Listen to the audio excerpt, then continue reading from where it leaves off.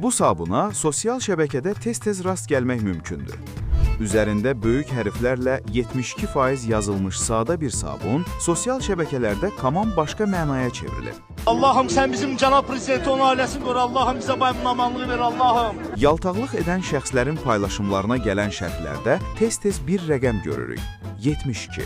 Bəs bu nə deməkdir? Azərbaycanda bir dənə kişi var. Hansı mənaya gəlir? O da bizim prezidentimiz. Bəli. 72% əslində sabunun tərkibindəki yağ turşularının miqdarını göstərir. 1940-cı ildə Sovetlərdə təsərrüfat sabunu dövlət standartı ilə istehsal olunurdu. Şalvarınız batıb Cəbiş müəllim. Nədir bu belə? Sabuna oxşayır. Elədir ki, var sabundur. Və əsasən 3 növdə olurdu. 60%, 65% və 72%. 72%lik təsərrüfat sabunu ən güclü, ən sərt və ən təsirli sabun hesab olunurdu. Bu sabun öz dövrünün ən keyfiyyətli və ən çox tələb olunan məhsulu sayılırdı. 1990-cı illərdə Azərbaycanda qıtlıq hakim idi.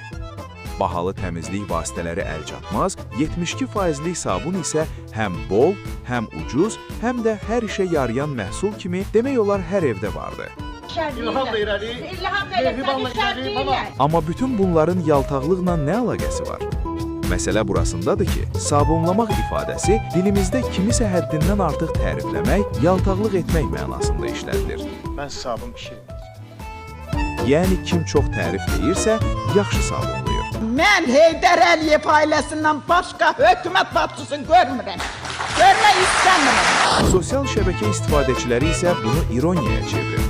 Kimsə həddindən artıq yaltaqlıq edəndə şərhlərə sadəcə bir rəqəm yazırlar. 72.